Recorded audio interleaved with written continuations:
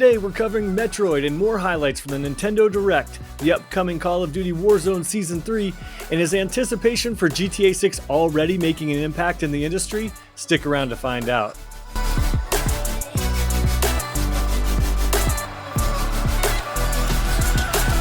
Welcome, friends, to this week's episode of Good Playing With You, your weekly gaming news roundup.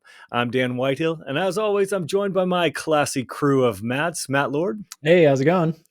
And Matthew Moulding. Hey now. We've got a lot of great stories. Let's just jump into the headlines of the week. First up, Nintendo had a Direct for the Switch this Thursday, and if you missed it, well, you're kind of in luck. There are a few headlines, but honestly, it was a bit light on content, but that has to be expected with another Nintendo Direct next Wednesday, dedicated to the Switch 2 launch. They'll preview the launch lineup of games and possibly give us a launch date, maybe a price. Who knows? We'll find out next week, and we'll be putting out our weekly episode a day early, so you will too. So make sure that you tune in next Thursday morning, April 3rd, instead of our normal Friday, to hear about everything about the Nintendo Switch launch and our reactions, of course. Now on to the Nintendo news of the day. The Nintendo Direct opened with Dragon Quest 1 and 2 2D remakes. This is the follow-up to Dragon Quest III HD 2D, so they went back with the first two after the third one that Moulding did an amazing review on that you can check out on our YouTube channel. And the prior two games are coming to Nintendo Switch sometime this year. Moulding, I know you're a fan of this series. What was your reaction? What are your thoughts? Yeah, I was super pumped. I was really happy to see this one kick it off. I really enjoyed the first one. Now, it's the third one, but it's the first one chronologically in the storyline. So that's why they released 3 first, and then they're releasing 1 and 2 this year. It looks pretty much similar to what I played, which I loved what I played. So I'm really pumped. And this show started out at such a high for me. And then it continued on. The show continued on. I'll agree. In fact, so I was super pumped. Okay, glad to hear it. And then, Lord, did you see it? Yeah. Any reaction? Oh, I saw it. Those classic graphics, man, hold up to me. Like, hold up for me. I see that and I'm like, I want to play this game right now. Moulding, your review was awesome. Oh, thank you. And I still need to play those remakes, but now that I'm like, okay, I feel like maybe, do you think it's worth, Moulding, to play 1 and 2 and then 3 and 4? I think you should play 3 first and then play 1 and 2, because it is how the time goes in the story. So interesting. I know I played these when I was a kid. At least I didn't play 3, but I played at least 1 back in the day. I don't remember any of it. So I would. If the story continues, if it's a very serial type story, play the third one first. It's giving us Star Wars. Be 35 hours, 40 hours, something like that. Like each game, each little one. Yeah, I think so. Oh gosh, I can't remember how much I put into it, but I felt like it was around 40 or 50. Oh, man. Yeah, you have to do a little bit of grinding and make your way through the story. There's some optional stuff to do too. You could probably go through it quicker. I honestly don't remember how long. Dan, what's your reaction to those graphics? You like them? Adorable. It's just not the game for me. I'm glad that Moulding loves it, and I'm glad that it has dragons and you're questing in it, and so it sounds perfect. 2 of my favorite things. I think it does make a perfect bookend of like the whole series on there. So I love that they did all of that, and it was definitely one of the stronger games of the show. Moving on, actually, to the top game of the show, some people might argue, Metroid Prime 4 Beyond. We got more gameplay today of Samus's new 3D adventure in Metroid Prime 4 Beyond. Starting the gameplay showcase on planet Weiros, Metroid Prime 4 sees Samus unlocking psychic abilities that she can use to open doors, operate mechanisms, and change the trajectory of her beams. Nintendo reaffirmed a 2025 launch window and teased a new suit for Samus, but no news yet on the release date of the game exactly. So what did you guys think about this one? Lord, I'll go to you first. The voiceover was just hilarious for this one. I thought it was just like, Samus gets a power and she can open a door. And I'm like, what? Like, that's really what we're gonna like how we're gonna pitch this bad boy. I thought it looked really cool. And the graphics, honestly, I thought the graphics were gonna be a touch sharper, not to critique too hard. I thought it looked a little GameCube. And sorry. But I will say when they kind of broke it down and they did do that like directional shooting type of thing where you can like navigate your shots, I love those types of features. So that got me super like right back into it.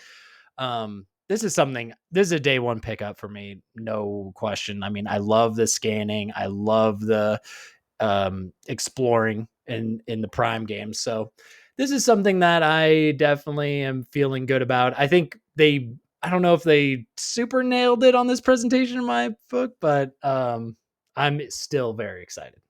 Awesome. Malding, would you say day one pickup for you as well? No, day one pickup for me in 1997. Maybe I would have picked it up then. I mean, it's gonna sound really harsh, but when it showed up, I was like, oh, are they doing a port from an old Metroid game onto the Switch? That's interesting. And then they continued on with it. I'm like, oh my god, I think this is the new game. It looked really bad to me. It looked slow. It looked muddy. The colors looked muddy. It didn't look very fun. And then when he did the whole thing, Lord totally took what I was gonna say. They were like, celebrate the new powers, and it was just a new way to open a door or a new way to do. Yeah. But I That's totally weird. agree. The gunshot, guiding the gunshot, looked really cool. That was by far the best part of it. The rest of it, it looked like an old game. It looked like a game. It looked like a game before the Switch to me. I know I'm in between you guys. I'm sitting on the fence with this one. I gotta say, I was really excited to see the morph ball, so we know that's at least in there. But the rest Yeah. of the powers, I was just like, oh, psychic abilities, like you could move levers with your mind, and then I was like, that's not what we know and love, and. So I was a little off on that one. I didn't even see a Metroid. I think there was a flash of a Metroid type There was a little character one, at the yeah. end. Yeah, there was like a little flash of a beast and A monster little and then Metroid. taste, And a little yes, a tease, of a just a Metroid. tease. Yeah. But I gotta agree, the graphics just weren't doing it for me. And Yeah. and I gotta wonder if this is because it was a game that was supposed to be on Switch 1, and now we're all looking forward to Switch 2, and it's just so dated. I don't know if this one's going to do it for me. I don't And see myself picking it up, but I want to know what you think about it, Lord, like the second you pick it up. oh yeah, for sure. But one thing that I just had cooked up in my brain right now, I'm wondering if this is going to launch for the Switch. Well, no, it would launch for the Switch 2 also. Yeah. But But maybe I'm like wondering they'll if they have a do an version with yes, graphics. exactly. I think maybe Oh they yeah, do like a maybe. PS, Switch Pro enhanced, or I don't know They what, Switch have 2 to. enhanced. They have to. That's what I feel like is going to happen with this one. But did you guys catch that? What was with the end of the teaser? Like it showed a red Samus, and then there was some dialogue. Did you what was that? Was that like something we were supposed to pick up on? I I may think have it's just fallen asleep. I'm not sure. That may have happened. I don't know. I'm like, I am I think missing an Easter egg? I don't understand what I'm seeing. It was just like a red suit. yeah, I think Samus. it's a new red suit, like as opposed to the orangish yellow one she's had forever. And Oh, so this maybe it signifies, I don't know, something different. okay. I was Her like, psychic oh, powers change the color of her suit. maybe. Could Yeah, be. I was like, this is kind of going over my head. Okay. Yeah, I don't Yeah. know. Well, speaking of games with big followings, Pokemon Z through A. Now, this is a very different looking game with a different city and then different ranking system, but still the Pokemon most people know and love. Lord, you're the resident fanatic. What did you think?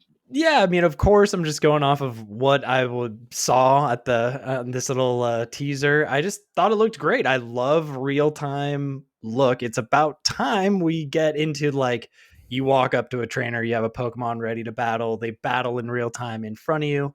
I think that is something that we've just been missing for so long. I think the day and night cycle situation that they have is really neat. I mean, just they kind of use that royale term. So I'm wondering if there's going to be a more of an, like, I don't, like a knock opponents out, be the last one standing. That's the type of stuff that gets me really excited. Like, I'm hoping there's some sort of online element that we can bring, battle other players. I think that would be really cool in these little arenas.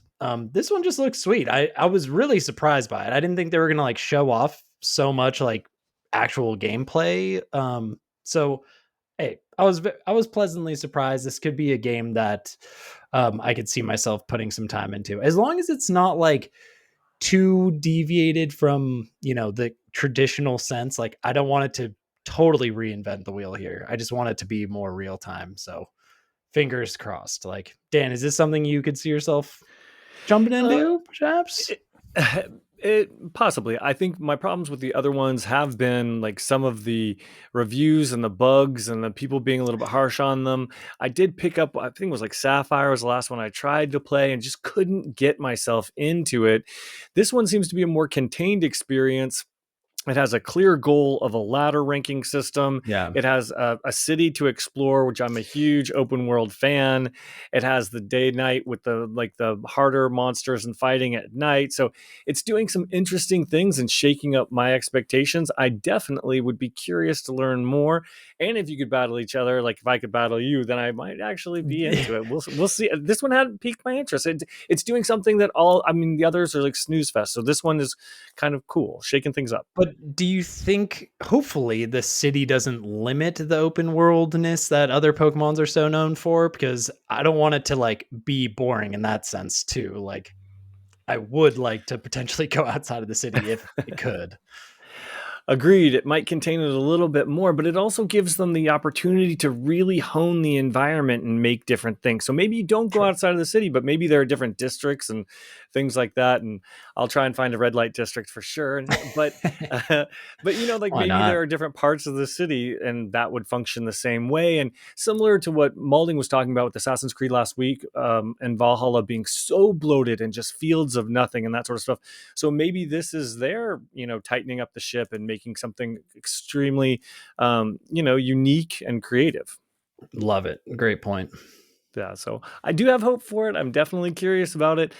I'm not sure if I'm going to get it on day one. However, I would be interested in digitally borrowing it from you if you were to buy it digitally. And this is the other thing I wanted to talk to you guys about, because one of the last things that the Nintendo kind of closed the show with was a virtual game card system on Nintendo Switch. So this is going to take place, I believe, near the end of April, and it's going to happen to all of your digital games and then all games going forward. And this is Nintendo really trying to answer, some of the questions they've been getting and encourage digital purchasing of content on the Nintendo Switch system and Switch 2 for the future.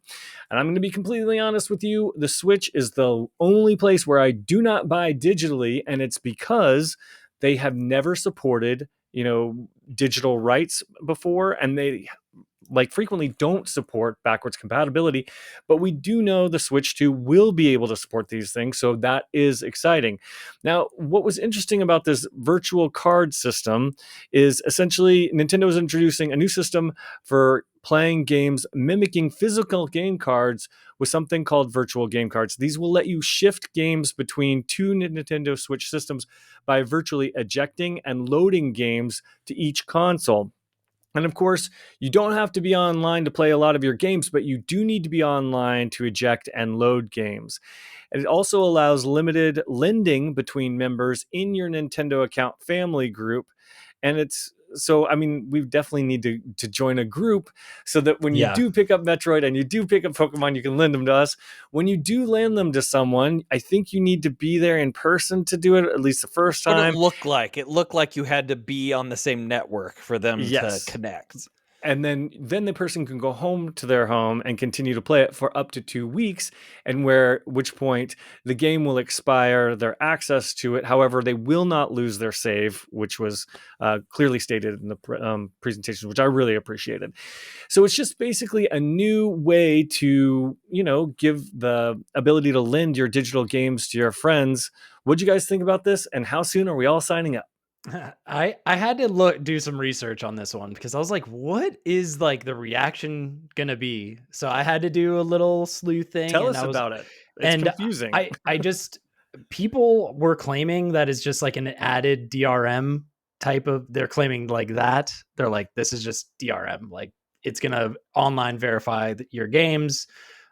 People were not happy because everyone is already account sharing with other switches in their home. Good Yes. point. Yep. Verify that Yep. the account sharing will still work. This is an Yes. addition to count sharing. Yep. And everyone also was celebrating that because you can opt out, which is great. I don't see like the humongous benefit yet. Like I don't have two switches. Maybe if you had a Switch Lite and a Switch, then you can, bop your the games around. But people are also saying maybe the Switch 2 might have another limited, like you won't have cartridges on that one, or they introduce something like a Switch Lite where it doesn't have cartridges either. So expect more digital games in your future for Nintendo going forward. That's Interesting. word on the Molding. curb. Yeah, molding. Your take? Well, so it will come as no surprise to anyone. I'm not a game developer. I don't know how any of this stuff works. So maybe this was how they had to do it because of how their systems are set up. But why can't we just say, "Hey, this is your account on this. You have everything when you have your account on the Switch too. Like everything that you own should just be there. What's all this mumbo jumbo about moving one thing to another? Like it just seems really busy and really too complicated. Like it feels like it should be easier. Maybe it can't be easier. But I do love the idea of Dan buying games and Matt buying games and me playing them without buying them. That I is where I'm on Everyone board. wins with that Yeah, one. I appreciate that too because at this point, I make Molding take pictures and send them to me so Yes. that I keep them so I know that he's got the games because he keeps them for so long. Yeah. At I least have this two way, I'm looking at right now. Still, yeah, I have not played. and then you have to return, right? And this gives Molding 2 weeks to play the game Yeah. that I loaned him, and then it disappears, and I don't have to worry about never getting it back. So So that is nice. I look forward to playing those games on the 14th day for 24 hours and then have them disappear. And then I'll text you and be like, Dan, can I come over and borrow it again? Because I forgot to play. And then it For all sure, repeats. I mean, it is. I had to, I was scrubbing through the video trying to find if, so when you loan the game to somebody, you then have to download the game to that system, right? Yeah, Okay. It's not like, because I it's wasn't just a sure. I was like, is it? DRM. It is Okay. just a DRM thing. All right. It's because I was That's all. concerned, like, is this just going to be a stream? Like, you're going to be, No. I was like, that's jank Mm. initially. I was like, that would be so That would be bad, but crazy. Wait, that would be Yeah. I have a question. Does that mean that the person who lent the game won't be able to play that game for 2 weeks? They don't have access to it either? I'm So pretty you sure loan they the game to do. No, I I think don't so. know. I think I you're think right. You so. loan Yeah, I mean, What? what would be No. the yeah, Because it showed that oh, diagram and it was like moving to slots. So it was disappearing from one slot and going into the other, and it was just gone from this Okay, section. that's a big point. So let's do some research and then Okay. on our special Switch 2 episode Yeah. next week on Thursday instead of the regular Friday time, we will answer that question and find out more. and some of these questions might be answered. I just want to put it out there that one of us will be attending the Nintendo Switch 2 reveal here in Los Angeles. So tune in to that in a couple weeks when we have our reaction to it. Yes, Huge. we'll be going hands-on and we'll be able to play the system, demo it, and we'll give you all the information as soon as we do. Oh, yeah. Definitely very excited and can't wait for that. But speaking of excitement, there's a great story about Call of Duty. Yeah. Warzone's coming back. Warzone. So Oof. guess what? So this comes from well, let me read the little tagline here. So Call of Duty to add Battle Royale casual with return to Verdansk. So this comes from GameSpot's SE Doster. Call of Duty Season 3 will arrive in Warzone April 3rd with a season themed around nostalgia and the return to Verdansk. Activision revealed tons of new details about the season, including OG weapons in the Season 3 Battle Pass, changes to Warzone's Omni movement, and the new modes arriving for Verdansk. And so there's plenty of other things, but this is the one that there's plenty of things happening in the season, but I wanted to focus on this little tidbit because Dan, I know you're going to have thoughts on this. So the new casual mode with bots. Warzone is introducing a casual mode with bots. Battle Royale Casual will be a new mode available at launch. This mode features 148 players with 28 real players and up to 120 bots. This mode will also have the same rule set as a standard Battle Royale matches on Verdansk. Of course, this mode comes with some caveats like Warzone's bootcamp mode. Game progression is limited in this mode, and results will not count towards or against player stats. This mode also doesn't count towards a player's eligibility for accessing ranked play.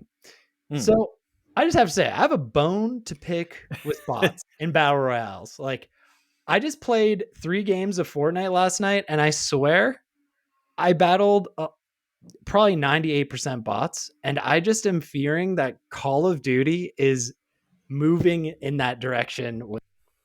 I just muted myself real fast. Don't worry, don't mind me.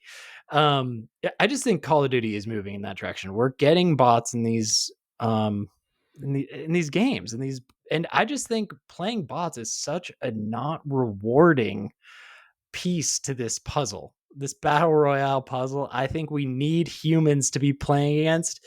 There is nothing satisfying against shooting bots out on the map, I'm telling you. So I think this is just the precursor. I think this is the biggest news to come from the season. I think we will see this thing kind of slowly shift into the norm. So what do you guys think? Are you guys going to be jumping into Verdansk? Dan, I know. What are your thoughts on this bot situation? Because I know you have some. Yeah, well, of course, I like bots, but only because in Fortnite they function as like loot llamas, so they're easy kills, and then I get the guns and everything that they've looted, and so it helps me out in the beginning of the game because I'm always trying to get a better gun. So, and it doesn't hurt. I mean, it's fun to, kill bots, and it kind of alerts you where other people are and aren't, because you can hear the distance. A bot just continually shoots, so that's not a human, whereas a human might be coming another direction, and you might just see feet. So it kind of lets you know where you are on the map, makes things a little bit easier, and it doesn't hurt your pride as much if you get 0 kills in a match. So I am pro bot. You're playing Fortnite and getting 0 kills? Ugh, get good, guys. Jeez. Oh I'm talking back in the day, like in build mode and all that sort of stuff. I'm kidding. See, I just that is my fear. I actually, now when I played last night Fortnite, I was like, I miss the days when these lobbies were 100% human. Like, even as I was getting wiped, I was getting cleaned up. Like, you get wiped, you get wiped right off the rip. And this, I don't know. You run into a bot, they're not doing anything. They're just like jumping around, or they're Warzone's so sweaty though. This is at least making it not so sweaty. Yes, it's so sweaty. It is so sweaty, but also I think all these companies copy Fortnite, and I just think this is the slower way to usher in the inevitable, which is going to be bot lobbies. And it just makes me sad because I think Call of Duty has actually held out for longer, unless Activision hasn't released numbers. Like, they could have been bot lobbies from the get-go and we just never knew. But I'm just kind of sad to see it. I know molding, I want to know about molding. Like, you were heavy into the game with Warzone. Yeah, so sorry to cut you off, but I'm dying to know. If you think Call of Duty is copying Fortnite, does that mean Sabrina Carpenter is going to be in Call of Duty soon? Because she's in Fortnite. No, I wouldn't be surprised. I haven't played Warzone much at all in this new iteration. It's not something I would do. I don't find it very fun, mostly because of the sweat. I love the sweatiness of the regular online multiplayer, but the Warzone stuff was fun during the pandemic. I just haven't jumped back into it. I don't. I really don't care if it'd be bots or not when I play. I want progression, so I want to have what I play matter. That's what means most to me. So if I'm playing something and that time I'm spending doesn't matter in the long run for progression of my character or stats or anything like that, then that doesn't sound very interesting. What the whole thing tells me is that I don't think then many people are playing Warzone. I think this might be a way for Activision to get people who aren't playing to try to entice them to come in and get new blood in there. That's what it tells me. Whether that's the truth or not, I don't know. Very good point. I mean, I think we know just from word of mouth and numbers that Warzone hasn't been doing the hottest. That's why they're definitely dipping back in that nostalgia pool, which, to be honest, I feel like I want to jump back into. I love Verdansk. Great battle royale map. I know it probably has that COVID, you know, Yeah, a little sheen to maybe it. I'll get back into it because of that. But no, Verdansk, so great. Yeah. But I don't know. This whole bot situation, I think, is getting a little unruly, and I just had to rant a little bit about it, boys. Makes Rant sense. away. But hopefully, knowing what's going on inside Warzone and figuring out, what's going on at Activision and doing a deep dive is something that Game Informer could potentially do. Molding, you have this story for us. This is the best news of the week for me. It makes me so happy. I'm taking this from Emma Roth at The Verge, but it was everywhere this week. Game Informer has officially returned. Game Informer is back, and so is its entire staff. On Tuesday, editor-in-chief Matt Miller announced that Gunzilla Games has acquired the rights to the gaming magazine, helping to bring the site and its archives back online. GameStop, which previously owned Game Informer, shut down the beloved magazine last August and laid off its entire staff after more than a 30-year run. The team teased a comeback last week and has already published a series of new reviews for titles released during the magazine's hiatus, along with a belated list of the best games of 2024. Miller says the magazine will continue operating as an independent editorial outlet under the new entity called Game Informer Inc. Quote, our intent is to continue to focus on highlighting the coolest games, celebrating the history and legacy of the gaming industry, and shining a spotlight on the creators and players who are charting its future. In addition to bringing back its website, Game Informer plans to resurrect its print magazine too with, quote, new membership and subscription benefits, end quote. Though Game Informer currently isn't offering a subscription just yet, you can sign up for an account on its website to receive updates, as well as gain access to the magazine's archive. Game Informer will continue updating its site with news, reviews, previews, features, event coverage, and more starting this week. Are you guys happy to hear this? Will you be subscribing? Oh yeah, baby. Game Informer, the King's back. I love Game Informer. I've had the subscription forever, probably since I worked there, like a millennia ago. Did you have to So pay for it when you worked there? yeah, Did they make you pay for yeah, it? Oh they my did. God. They made me pay full price. That's No, crazy. that's Yeah, dirty. they made me play, but I gotta say, I used it like crazy back in the day. I remember when they actually gave you the gift card that had a little barcode on the card. It was really cool. I miss that. This is just great news. I love to hear that there's like print being resurrected, that there's enough hype to get this thing back into the mix. I'm just stoked. I love to hear it. I want a new Game Informer in the mail right now. For me, physical media is definitely dead. I consume everything online. If they come out with like a digital version of the magazine, I might look at it, but I never really got into the habit of it. It's the blog life for me for sure. But the one really piece of great news here is that there's more games journalism happening. It's this echo chamber, and of the same story being written by so many sites that has the journalism industry kind of hurting, and knowing that there's more people to kind of do the in-depth coverage that we love. I mean, that's pretty exciting. Yeah, I mean, I'm yeah. so happy for this. This makes me, I'm going to be, as soon as I can get a subscription, I will. For one, this was the last issue. You can see what Oh, what game was put on their last issue. nice. Old, sad Dragon Age Veilguard. Oh, man. But I have a wonderful feelings for this magazine. I'm so happy it's back. I'm so happy for these journalists.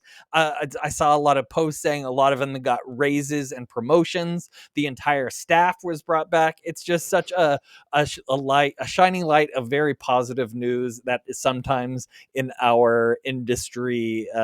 There's not a lot of good news sometimes, and we rail against a lot of stuff. And I just love hearing more voices, more positive voices, and it makes me happy. Well, we're gonna have 4 dozen full-time game journalists back in the back in rotation now. So that was great news. Love it. Good story mauling. Thanks. Agreed.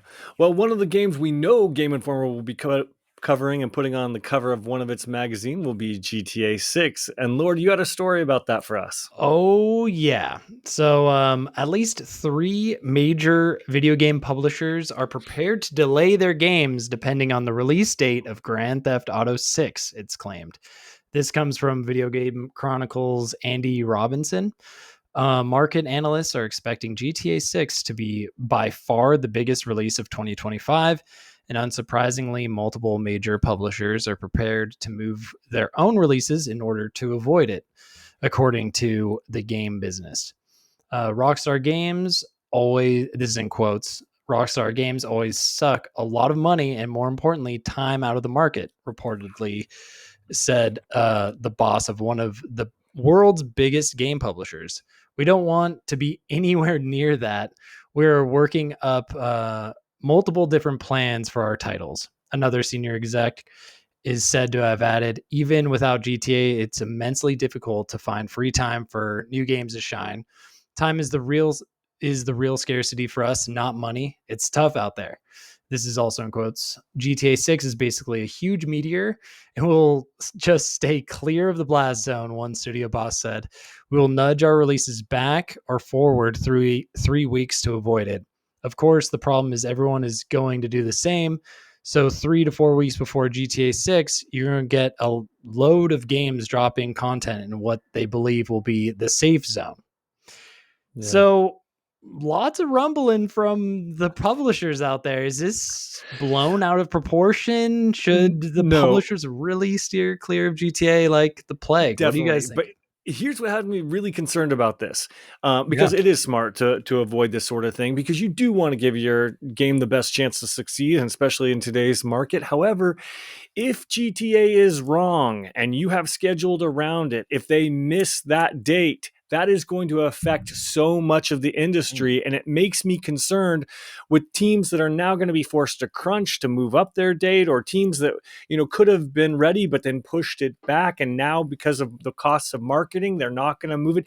We could have a big pothole in the road here if GTA is wrong. And that could be the reason that GTA, well, we haven't really heard a peep from them in over a year. We haven't gotten the infamous trailer 2 that we've all been waiting for, and I've been reporting rumors on. Lots of conspiracy theories about when it's going to happen. Yeah. Agreed. We only report on half of them. So maybe they're actually being really conservative and cautious because they want to make sure they can hit that. I can only hope, out of respect for the industry, that they are very certain on their date, and also for my hopes, because I don't want to get my hopes up and have them delayed. Yeah. Malding, what are your thoughts? Oh, wait, when you're saying GTA is wrong, Dan, are you just saying like the release date is incorrect? If they're wrong about the release date. Oh, okay. Malding, I feel Dan made some really good points. This could really mess up some other games, man. If I was, I don't know, I can't even think of another game that's coming out around that time. But if I was one of those publishers putting that together, I would be shaking in my boots. Not only that, I'm so curious about the large economic impact, because you're going to have a lot of people taking time off of their job to play this game. I think it really will affect the economy for a certain period of time during that release date. And I'd be very curious to see numbers if anyone has access to anything in the future to be able to take a look at that. Because I think it's going to really affect the whole world when it comes out. It's going to be that big. It's going to be the biggest game that's ever published. It's going to be huge. I agree. There's also the one thing that I just have to touch on, because there's a chance that this game couldn't be as great as they're expecting it to be. And right now, That's it's fair. like, I mean, I think, Dan, not a huge fan of, Red Dead Redemption 2, just calling you out there. And so if you have to like get out of your car and change your car's oil or something like that, like to keep your car running. Exactly. Yeah, that's a miss. There's potential that the game is not what it's being, and I still believe that this game is going to have some sort of online functionality that's going to be tied in, maybe hard tied in. I think that's going to potentially push people away. So I'm just trying to feel like what is best for them. Like if I was a publisher, I don't know what I'd be doing, but it's just what would the decision be? Like there's so many variables out there. And who knows? Like I almost feel like there's a way, like how do you capitalize? Like could you, if a lot of people are playing games, how do you squeak in? A lot of different stuff going on. Yeah. Well, one game that won't have to worry about that huge meteor is The Witcher 4. Molding, you had this story. Yeah, this is from Andy Chalk at PC Gamer. The Witcher 4 won't be out until sometime in 2027 at the soonest, CD Projekt Red says. The Witcher 4 doesn't have a release date yet, although it's a safe assumption that it remains a long way off. The real optimists out there might be hoping that it'll be out sometime before the end of 2026. That's nearly 2 years away after all, but CD Projekt Red threw a bucket of cold water on that thought during Tuesday's fiscal year 2024 earnings presentation, saying definitively that it is not going to happen. It came up in the first question in the subsequent Q&A portion of the call, but CD Projekt Red declined to confirm a specific post 2026 release year. In response to the inquiry, CD Projekt Red Chief Financial Officer, now I'm going to destroy this name, Piotr Neobolazowicz. Nailed it. No clue.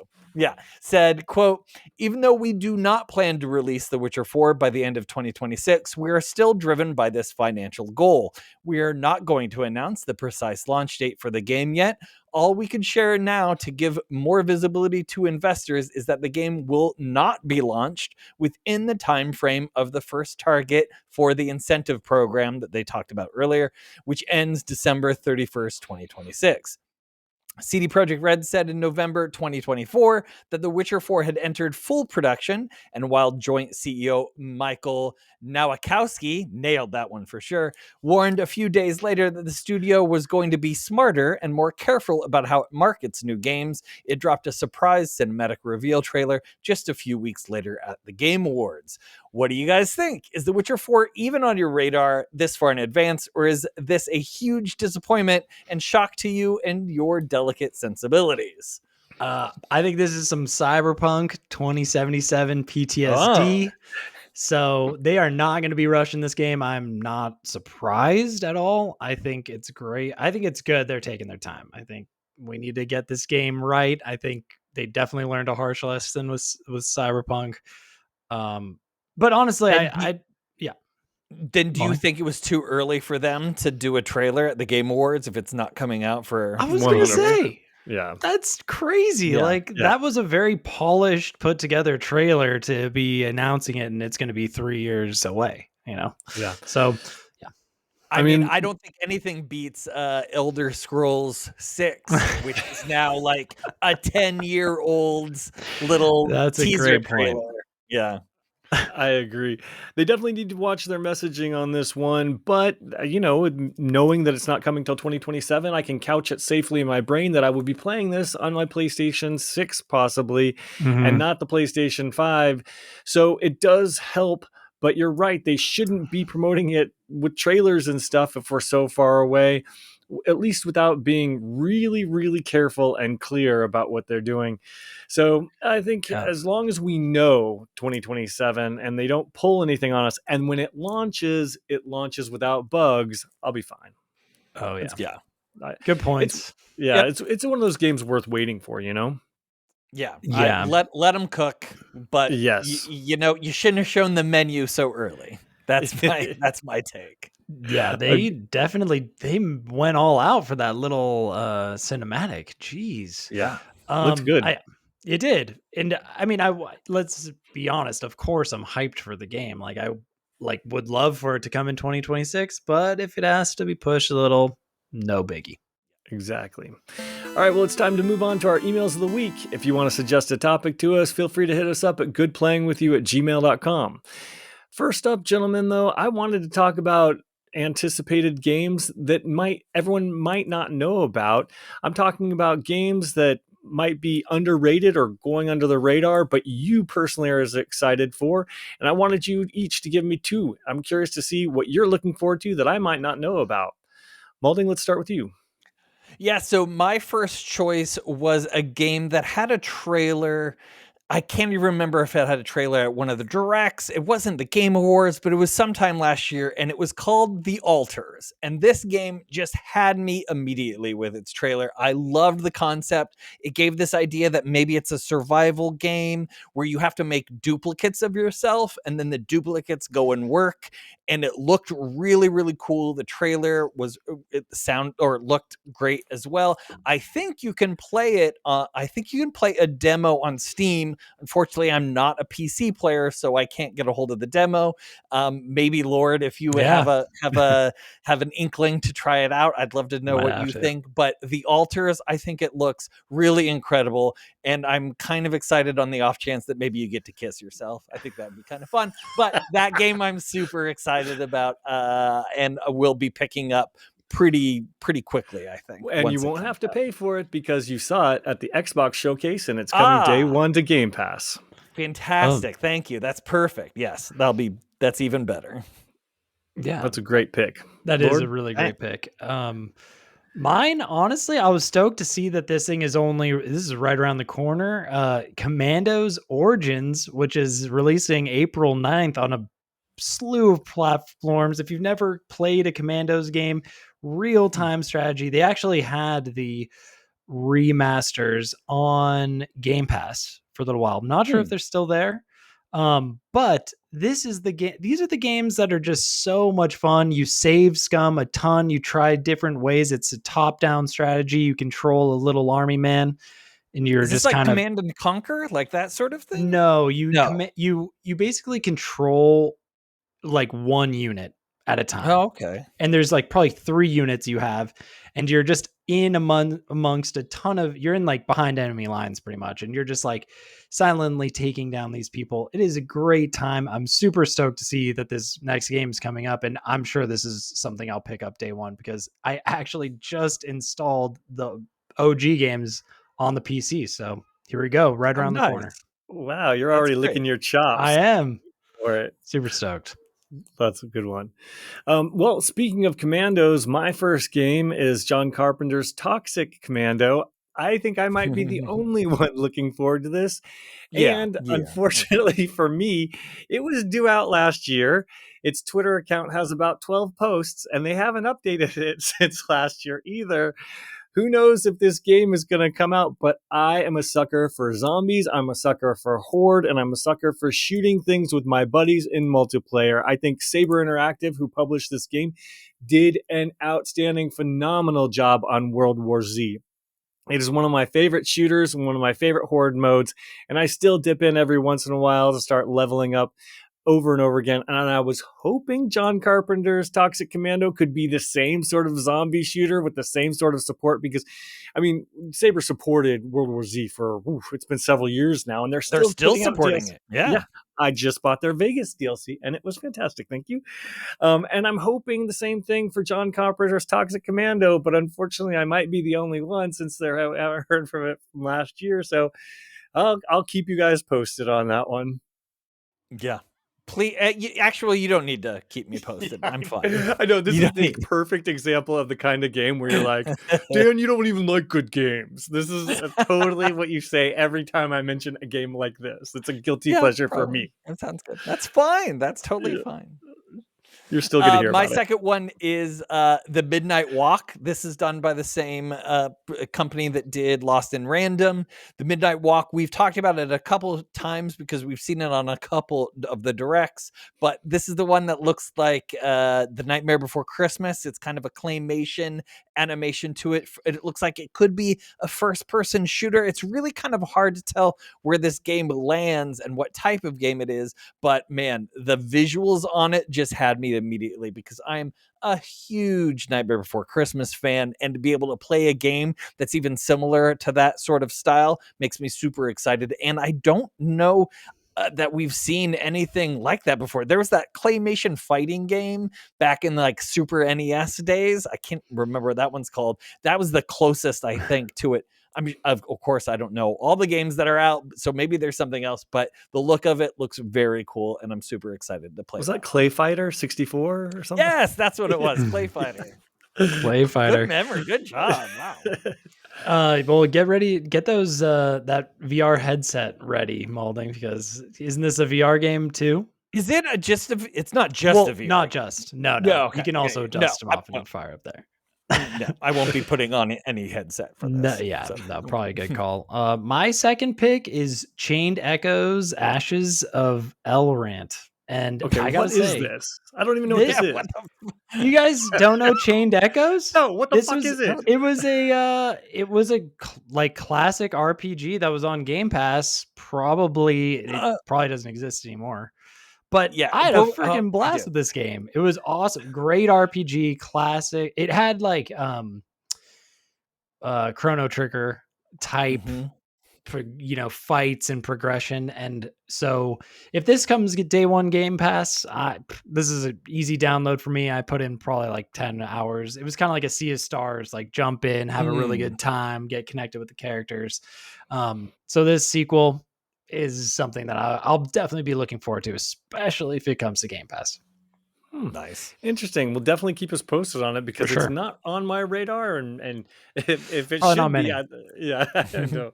If it should be though, I'd definitely I'd love to learn about it. Definitely. My last pick should be no surprise to anyone who listens to the pod. When this first trailer came out, I thought it looked fantastic, and I'm talking about Dawn of the Bloodwalker. This is a game that's still a few years out, but it's made by some former members of CD Projekt Red, and if it's anything like a Witcher with vampires and a gothic sort of set universe, I am in. I love how dark it is. I like the protagonist. I like the story. I like everything about this that I'm seeing. Granted, we did only see just a glimpse of gameplay at the end, but it seems like a huge open world adventure. It's gorgeous, and I think it could be the start of a new franchise. Am I overhyping it, and am I too excited? Probably, but I want to be, and I think it looks great, and I hope it's going to be great. And so this one's super high up on my list and on my radar, and I can't wait to learn more. Yeah, great choice. That was a solid trailer, I will say. You said watch this trailer, I was like, okay, and then I was like, whoa, I'm invested. So I'm hoping the game stacks up. Let's hope it's not a hero shooter.